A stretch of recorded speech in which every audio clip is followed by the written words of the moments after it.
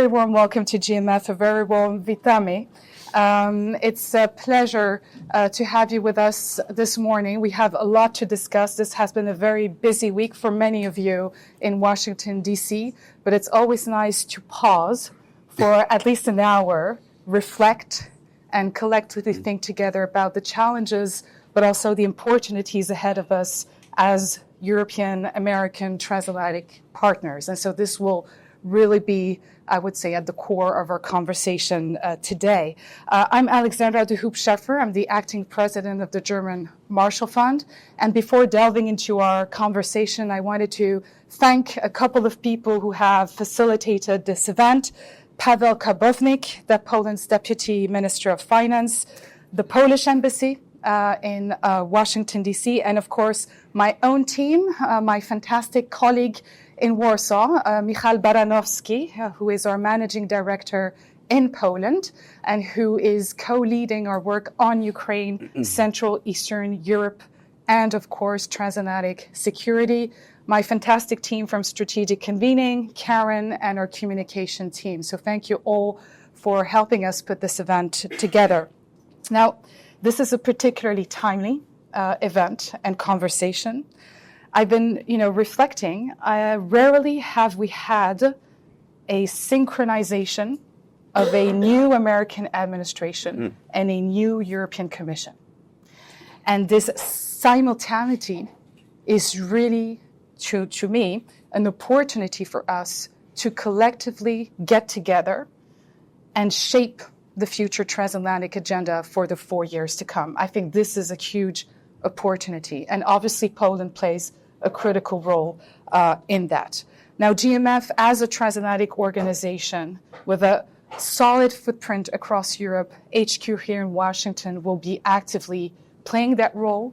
And typically, this event we're having this morning is an example of how we envisage plugging you into that work by gathering policymakers, decision makers, policy planners, the best strategic thinkers, business leaders, civil society representatives to collectively shape the transatlantic priorities for the years to come.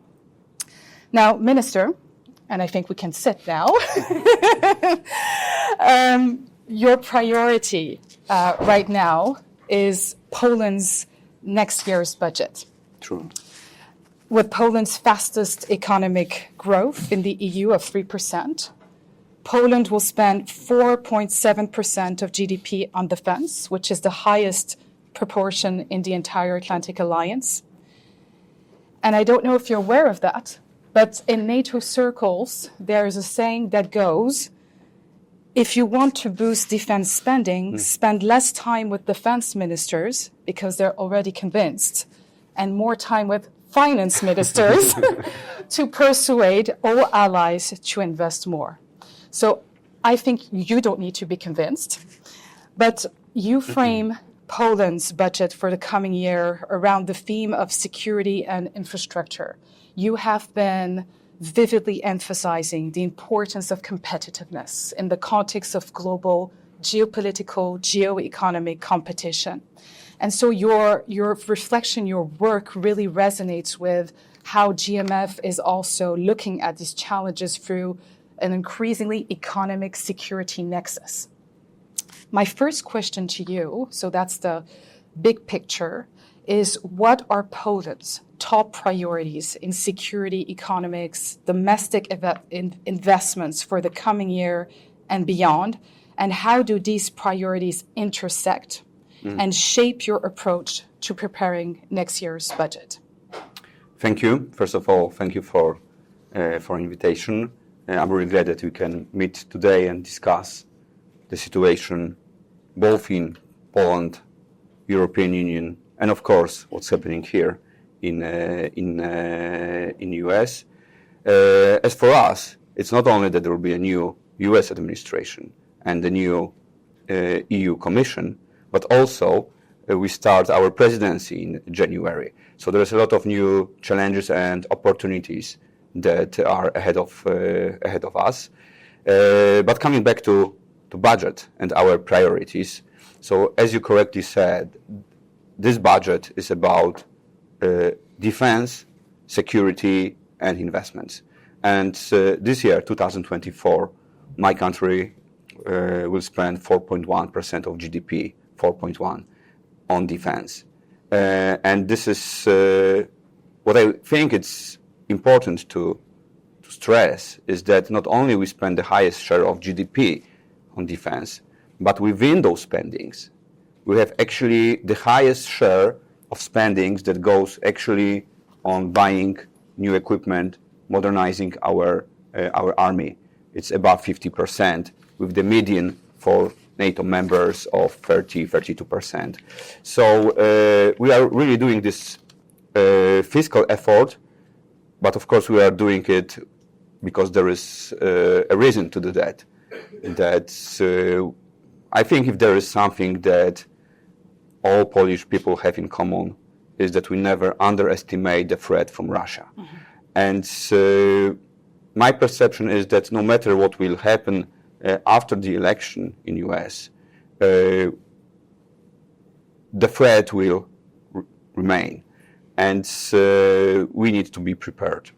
So we are not only investing in our army, we are also trying to convince our Western European partners that they have to take this threat seriously. It's not a matter of how much they spend 2024 or 2025, but they need to change their way of thinking. We need more European solidarity in terms of defense spending and in terms of thinking about security. By the way, in the next year budget, we will spend 4.7% of GDP. So even more.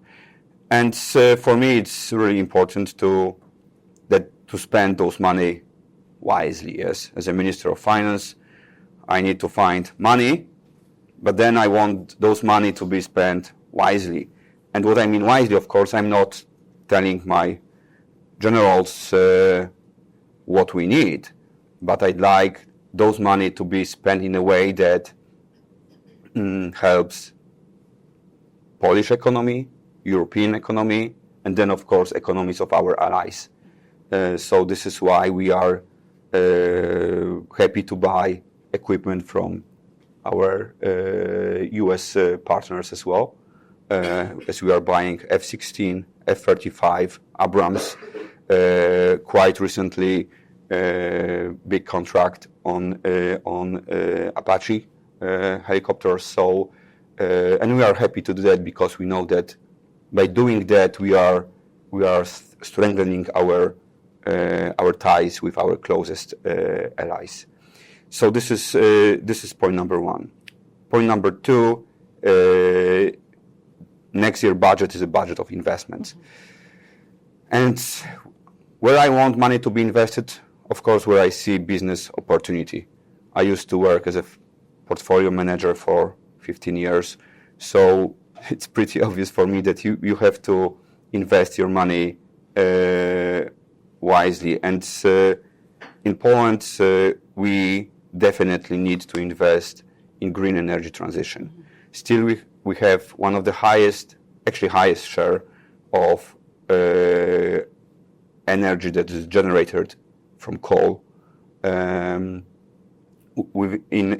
European Union, and this is a serious problem for Polish companies, as the prices on the spot market of energy are sometimes 40-50% higher than in Spain or France or Germany, in countries where this share is way lower. The good news is that in September, for the first time in the history of Poland, the share of coal in generating electricity was below 50%. So for the first time in the history of my country. So we need to invest a lot in green energy transition. So what I mean by green energy transition, of course, investments in grid.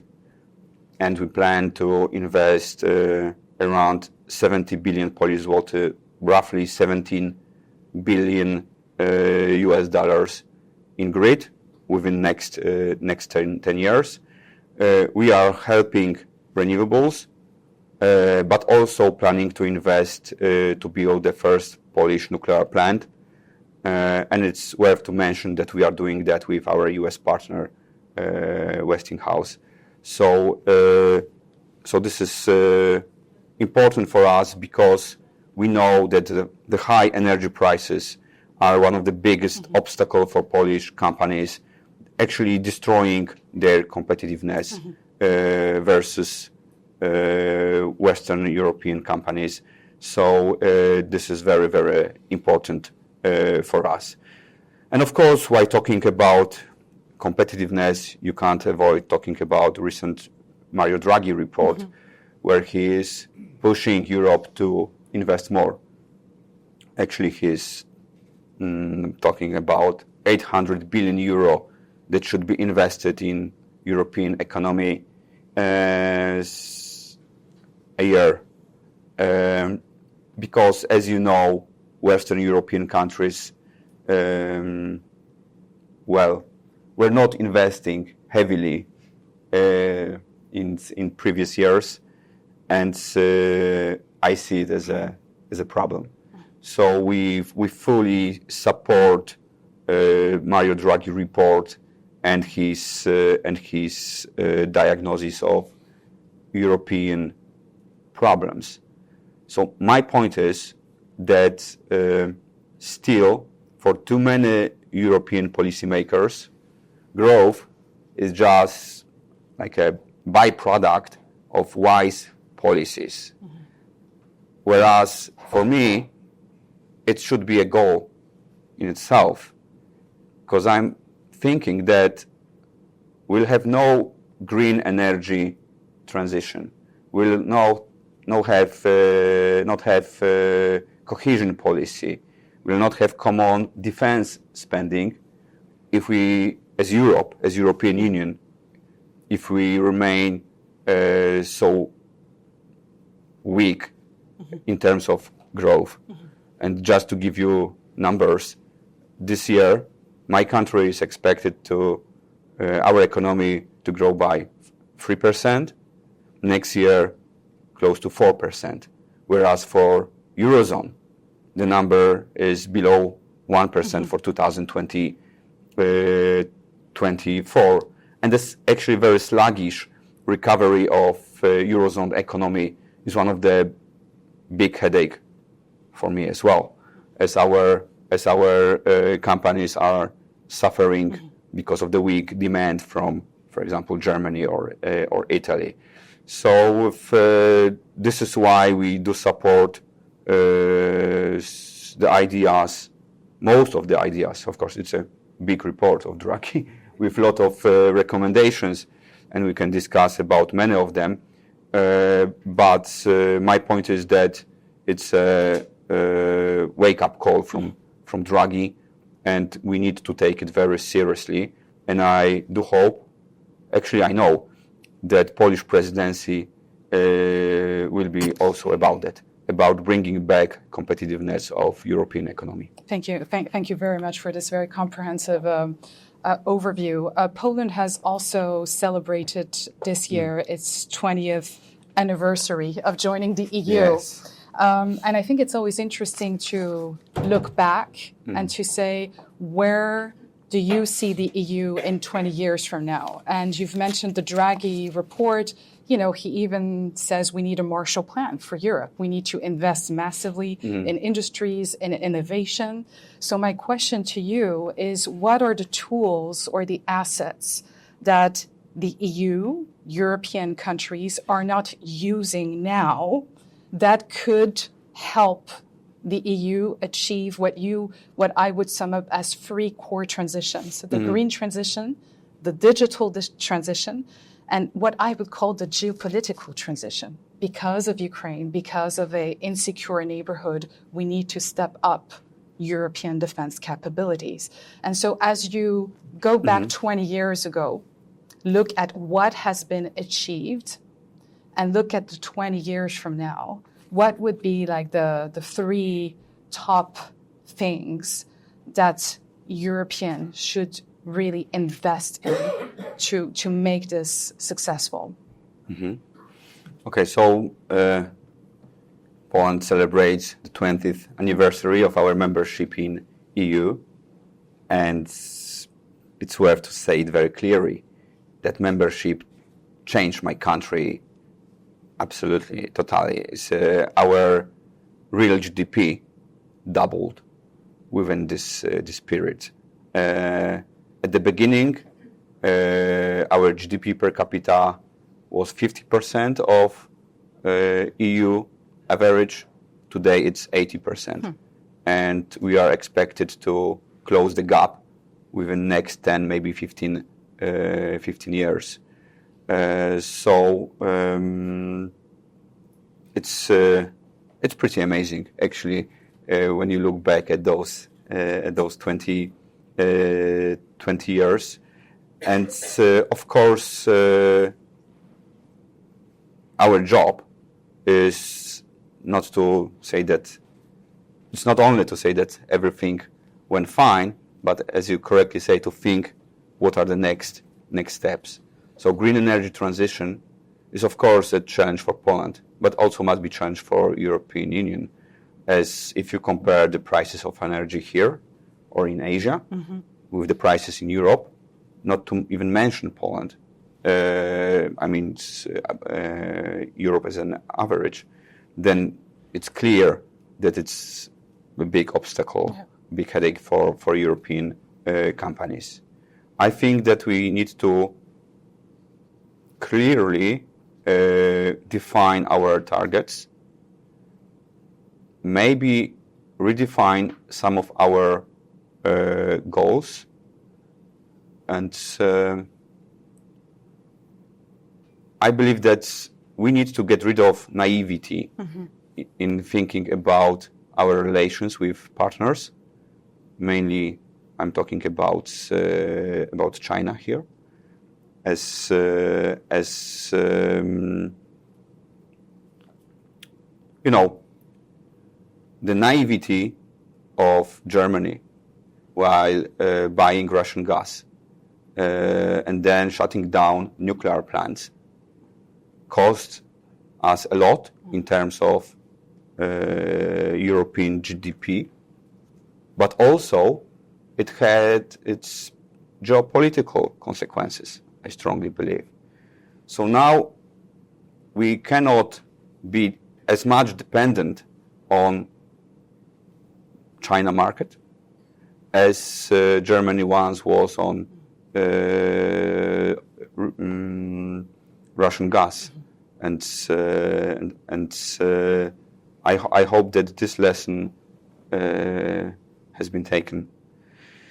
So the three priorities, yes. So then, first of all, green energy transition, and this green energy transition goes together with digital transformation.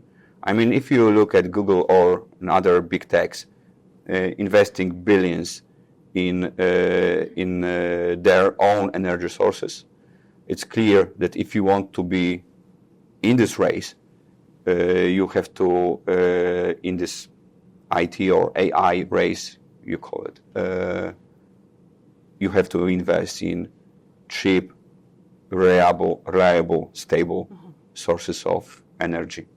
For me, nuclear is one of them. And then, of course, defense.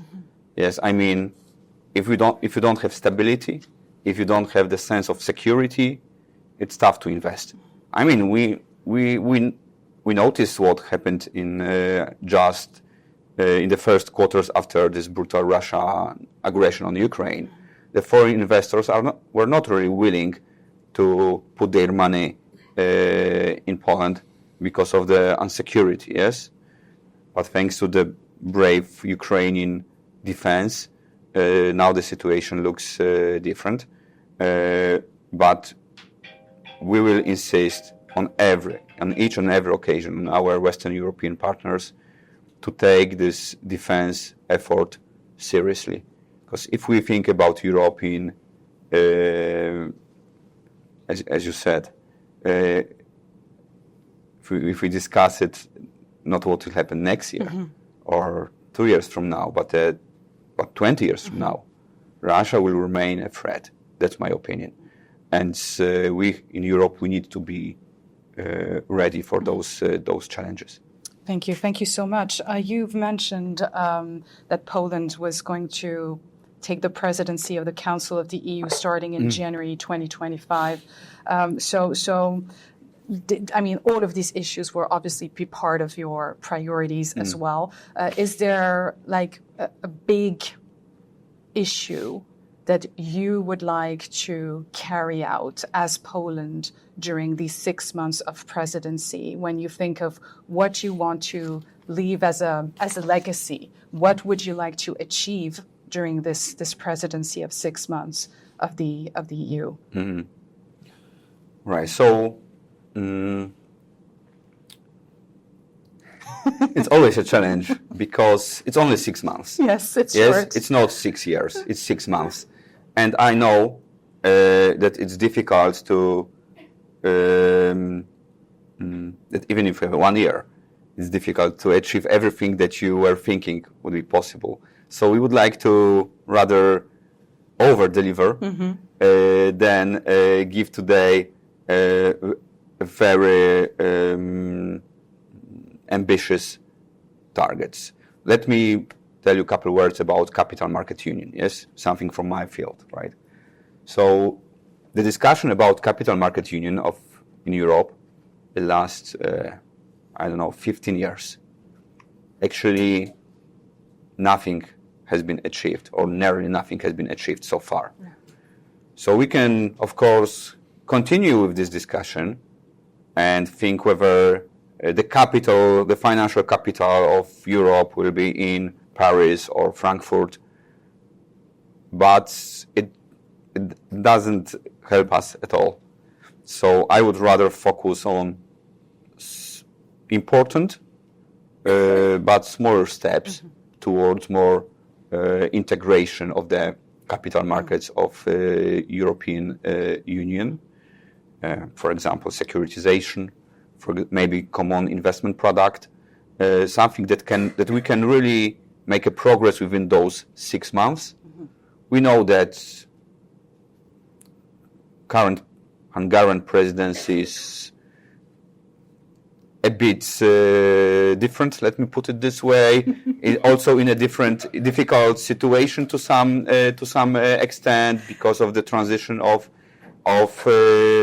power in European Commission. So it's also not that easy for them. Yes. But this is definitely something that we would like to accelerate.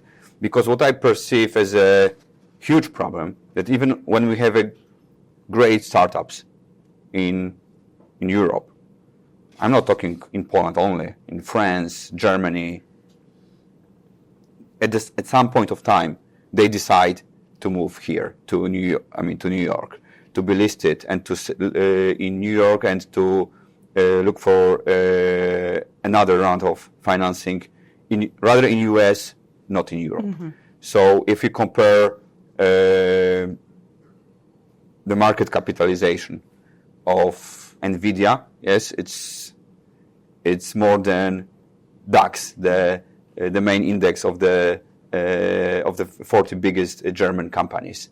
So it tells us something about what happened in Europe during last 15 years. Mm-hmm. We missed that opportunity.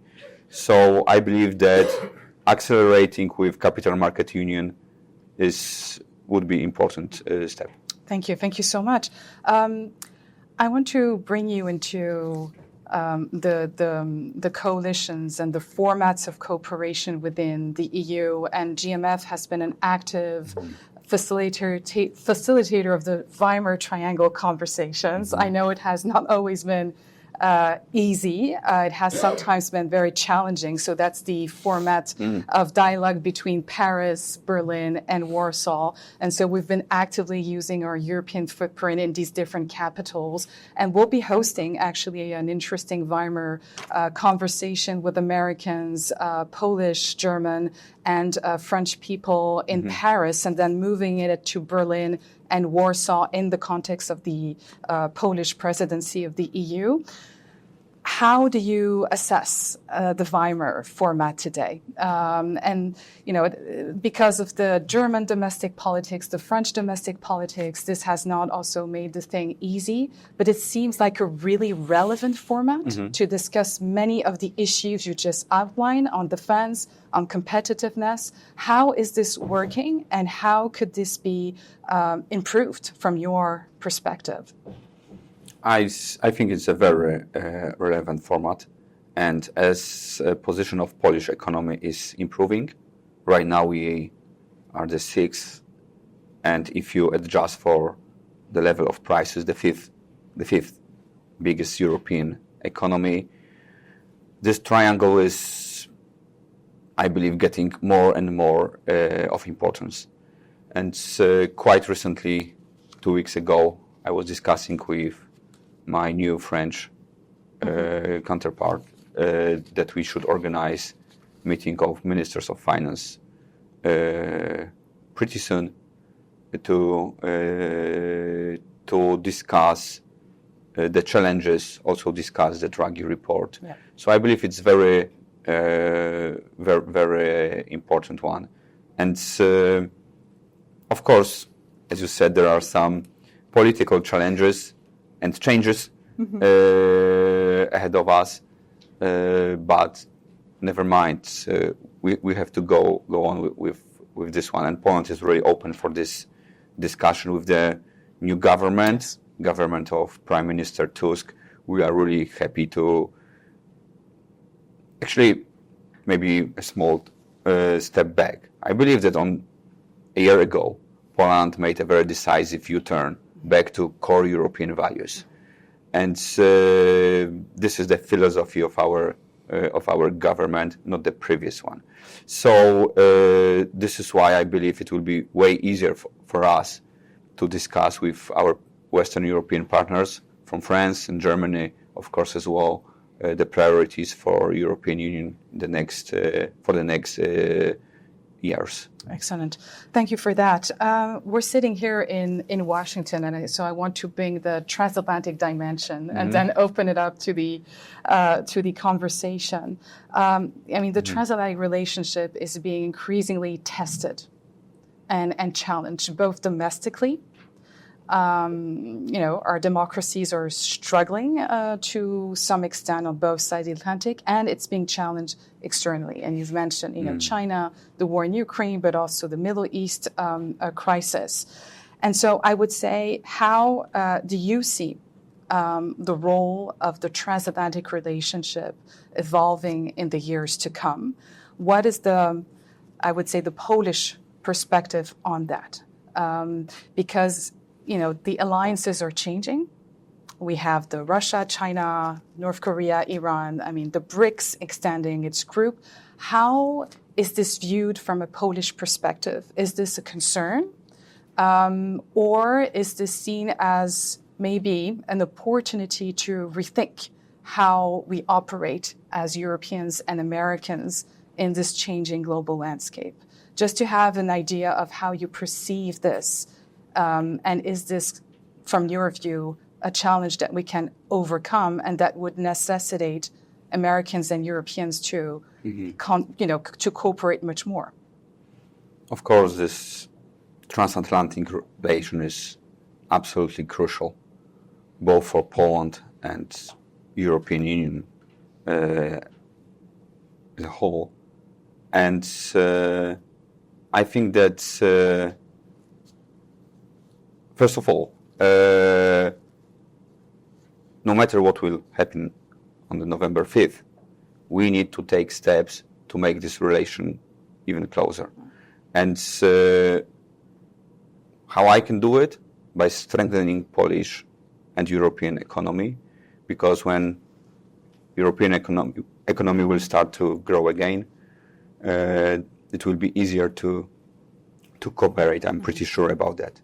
So I hope that for our Western European partners, it will be also as obvious as it's for us that US is our closest ally, and that we need to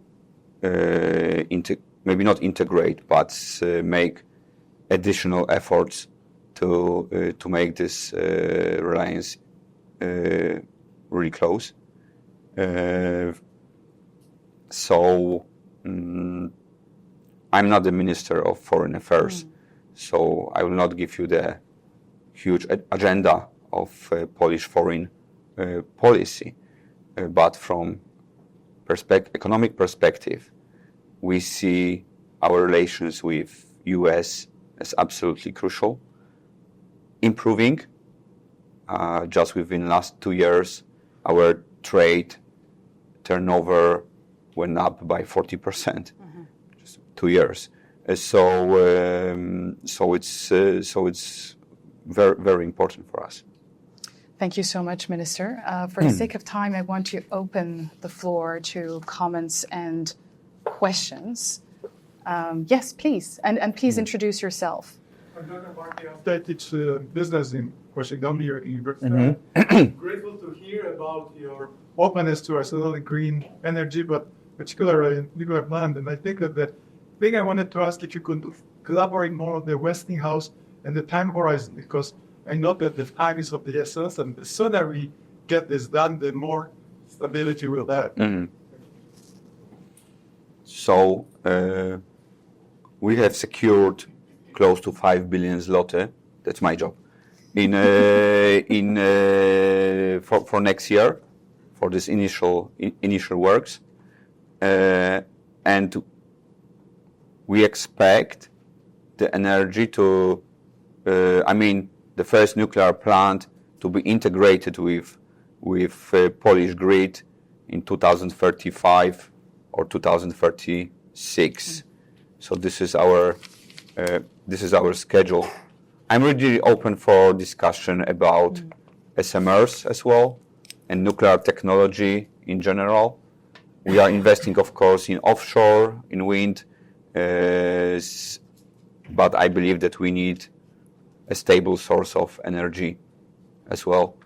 And actually, I'm pretty happy that we can see kind of that nuclear energy is coming back. Yeah, totally. Anybody else? I can take a couple of questions together. Yes, I'll take these two together, please, on the left and then the right.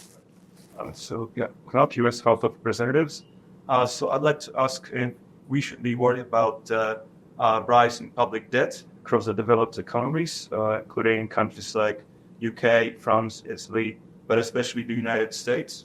And critics point that it crowds out private investment, that it only increases the bill for the future generations, and it might sort of, spur the rise of bond vigilantes that will, then sort of meddle with the rates of bonds.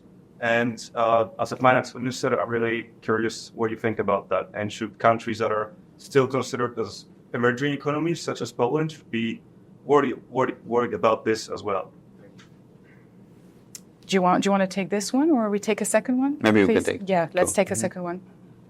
Thank you for your remarks. Robert Benson with the Center for American Progress. I just wanted to return to the Draghi reports. And if I could just probe you a little bit on the political possibilities of implementation. And I think I'll leave it there. Thank you. Okay. Thank you for those questions. So regarding that, Europe needs to invest. That's obvious. And of course, public investment is part of the story, right? So we need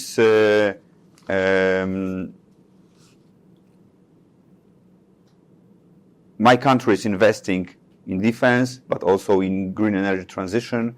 And this is why our debt is slightly growing. Having said that, as we are under excessive deficit procedure, we already presented a plan to the European Commission in which we also present the path to go with this debt below the 60% threshold. And of course, I would like to see more of the private investments, both of Polish companies or foreign companies. Actually, I believe that Poland is absolutely unique place to invest right now, as we have the best growth projections in European Union. We have well-skilled workforce. We have access to big Western European markets. So there are plenty of reasons to invest private capital in Poland, and we will make it even easier within next quarters. So I will not judge my friends from UK, US, or other countries whether their debt is slightly too high or not. For me, the most important is to invest money wisely, and this is what we are doing in Poland. And regarding the Draghi report, of course, there were some initial comments about this report from countries that simply do not want to invest more, I believe. So this discussion has actually started, and during our presidency we will insist to take the Draghi report seriously, as I believe it's the last moment to start serious changes in Europe. Thank you. Yes, please. McClarty Associates. One of the issues that is likely to cause some ripples on the transatlantic horizon is that of digital service taxes.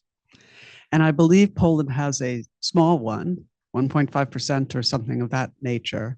But how do many of your EU colleagues have more serious DSTs, and we're currently kind of in a standoff, everyone waiting for the OECD process to finish and be adopted. In the next administration, whichever one it is, I don't think, I'm not getting inklings that any US administration is going to take the imposition of European digital service taxes, will not welcome that. And it could become a real conflict within the US-EU. How are you thinking about digital service taxes in Poland and in the rest of, how that coordinates with the rest of Europe and across the Atlantic? Thank you. Thank you. And I'll take the question here in the back. Yes, good morning. My name is Arthur Pichotowski. I'm an institutional sociologist. And I was just hoping if you could possibly expand a little bit. Like you mentioned, the 6 months, and you had very practical targets, which you have in a short time frame. And also, I understand as finance minister, you represent the government, that you have to keep a precise position. However, what would be the ambitious targets if you imagined for a moment an ideal state for what your 6 months would be like? What would be ideal mechanisms, policies that you would implement? What would be an ideal situation with a transatlantic alliance where you would hope for that to be the case as components to have the most efficient possible policies within the European Commission? At some point while you were speaking, you mentioned maybe not integration, but is it maybe a type of cultural integration which has to take place between our transatlantic alliances? Thank you. Thank you. Mm-hmm. Okay, so regarding DST, of course, as a Minister of Finance, I'm not an enemy of taxes. Of course, taxes that do not negatively impact growth, yes, which is crucial for us, and the taxes need to be fair. I believe that, as you said, we are in a very special moment. Still, there is no new commission. We are waiting for commission, and we don't know what will happen on November 5th. For sure, as allies and friends, we need to discuss it, and I do hope that both new commission and new administration will not. It won't be a conflict. It will be just a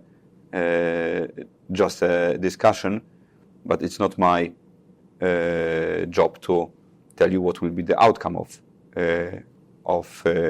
it. And because I'm not quite sure whether I get your question correctly. What you're saying is how we should develop on the transatlantic relation? I'm just saying that you're going into this 6-month position, and in this 6-month position, you have very practical guidelines which you've established for yourself. But if for a moment, if you saw an ideal state for this 6 months, like you wanted to see how this could efficiently work, use this time the best, the most efficiently to achieve those higher purposes, right? That you're aware of, but maybe you don't share because of your requirements that you have on a daily basis. What would those higher purposes be so that the rest of the world could align with those points in time or those specific points so that we could all see that we need to be going somewhere? That's my question. What are those things that you could imagine a little bit from your experience, from your work, from the information that you have, that you know have to take place? Because I think this is what has to take place right now in terms of our transatlantic alliance, in terms of democracy, is we have to envision things anew. So we have to actually engage in the process of envisionment to try to reach those mutual goals, because otherwise we're just kind of talking about the same thing over and over again. Mm-hmm.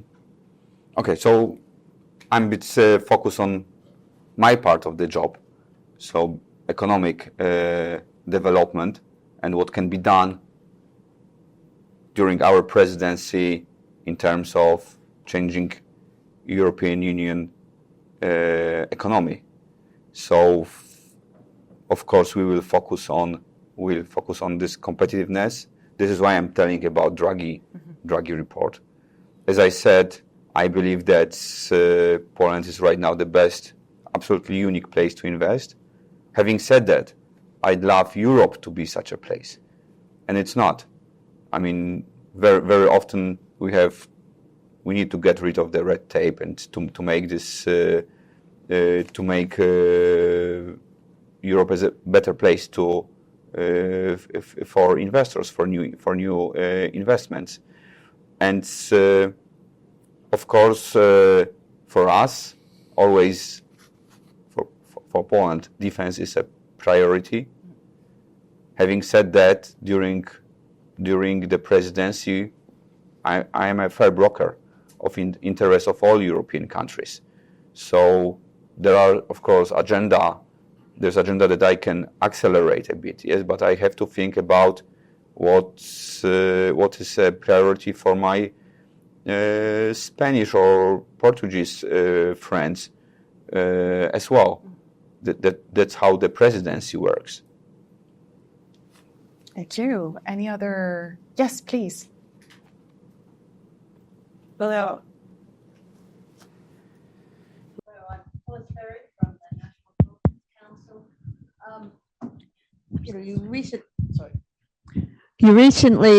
The council recently approved the loan guarantee for Ukraine. But if we look at that money, it's pretty much going to be spent next year. What are the plans for a sustained support for Ukraine?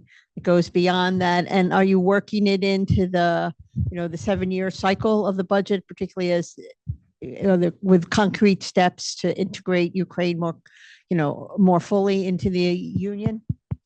Mm-hmm. Thank you. And we have another question over there, please. Hi, Werner Graf, Howard University. Just let me slight correction. What on your first statement about Germany being naive? It's easy in hindsight to say that, because the what they call the dependency on Russian gas actually goes back to the 1980s, when the Soviet Union was still around. And the Germans always were very proud, even the Merkel government, to say we are the world champions of exports. And that's a business model on the cheap Russian gas. And the shutting down of the nuclear power stations, that was programmed also by Merkel already in the aftermath of the tsunami at the Fukushima station. So and it was minuscule, actually, 2 to 5% of energy, so it's not so much. But my more important question is this refugee crisis in Europe or so. It's very emotionally charged, and you see that now. I wonder how really much the financial impact would be, but also more serious that your Prime Minister Tusk now wants to suspend the European charters for the asylum seekers and so on and so forth, which I don't know how Europe would react to this, because Hungary was punished for that already. Okay, so first on Ukraine, I mean, we spoke with Sergei Marchenko even yesterday about it, that it's a great success, that the money has been secured. I mean, still not everything has been done, but there is a progress. But it's, of course, it's not enough, yes, and Ukraine needs a long-term stable financing coming from their allies and partners.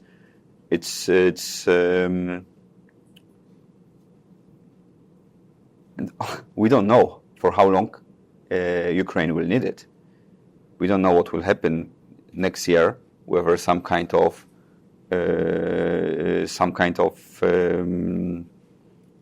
what kind of talks could take place next year. So it is difficult to plan, but it's our job to do whatever it takes to help Ukraine in terms of providing weapons, providing financing.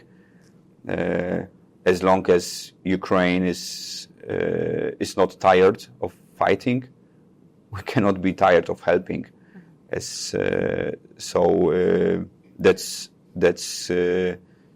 clear for me. And going back to dependency on Russia, I didn't say that it was this government fault or even the previous government. We know that this dependency lasts for many years.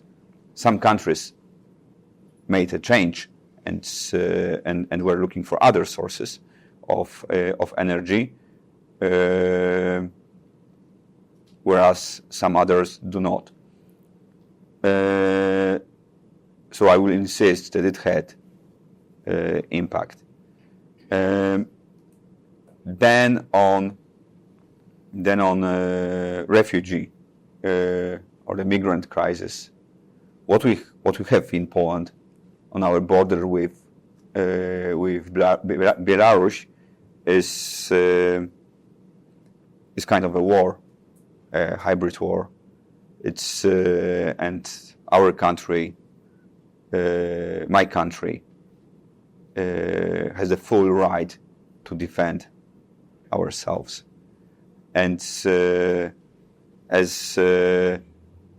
worth to notice that what we want is the right to refuse accepting such a people from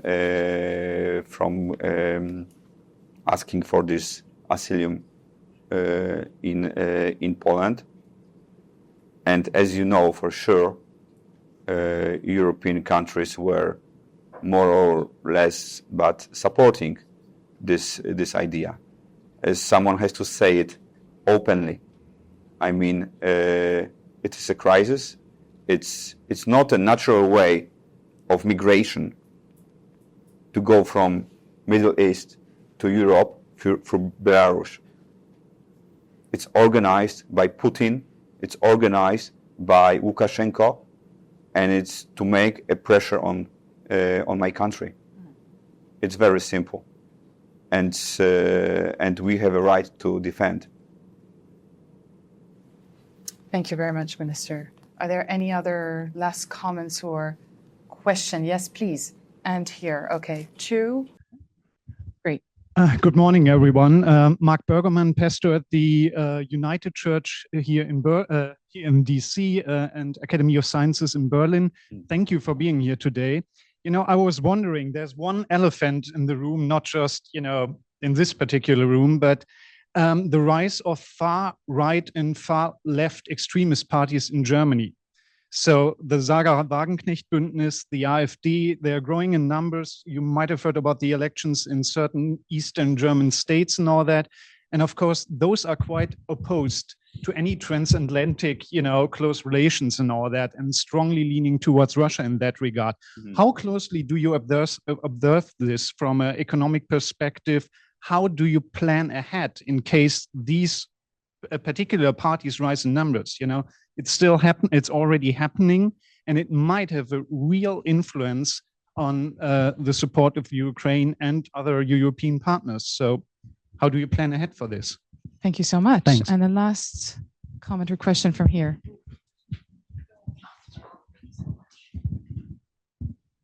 Paul Bertocco with Light Global Advisors.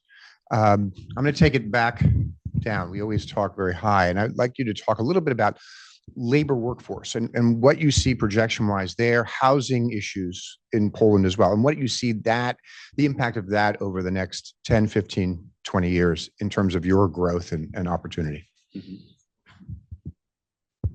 Please. Okay, so regarding the growth of extreme right in some of the Western European countries, actually there's not much that I can do. We have maybe not extreme right, but parties on the very right of the scene in Poland as well. And of course, you cannot underestimate their potential and the threat. So you have to be, I believe, you have to be open and hear what are the real fears of the people. Not to try to close your eyes to what people fear. And it's also in terms of illegal migration. I mean, it's clear for me. But if you are asking me for a solution for that, I don't have one. And regarding population and housing market in Poland, currently we have a pretty tight housing market in Poland. We need more flats. We need wise policy to support supply side of housing market in Poland, and we are really close to presenting a very comprehensive plan to expand to help supply on the housing markets, and of course the projection about the population are well known. Yes, that we are, as Poland, I mean European Union as a whole, is getting older and older, so they are not really optimistic. And well, actually, in terms of my country, as you probably know, quite recently, 2 million Ukrainians guests came to Poland. Half of them is still in Poland. So sometimes I believe it's difficult to predict, but in the long term, of course, it is a challenge. Thank you. We're arriving at the end of this conversation. On a more personal note, I would ask you the following question: what makes you happy today? What makes you hopeful for the years to come? Tough one. For the Minister of Finance, it's a really tough one.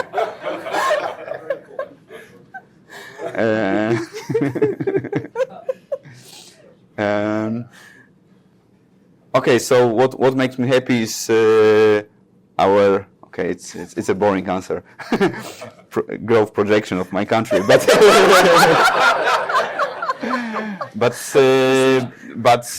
it makes me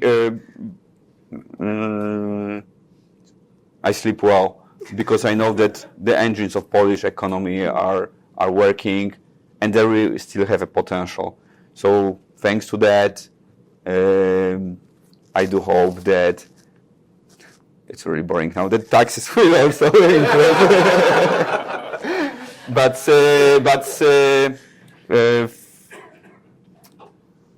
But on more general sense, yes, we always think that now we have a tendency as people to think that now it's the very crucial moment in the history of the civilization, yes, and that if one party wins, then it's the end of the world. Then if others changes will take place, it will destroy our transatlantic relations. So I believe that after every, let me phrase it, that after every disaster, there is a Monday. So it's that we'll go through different scenarios. So in general, I'm optimistic. Wonderful. Thank you so much, Minister. And thank you for the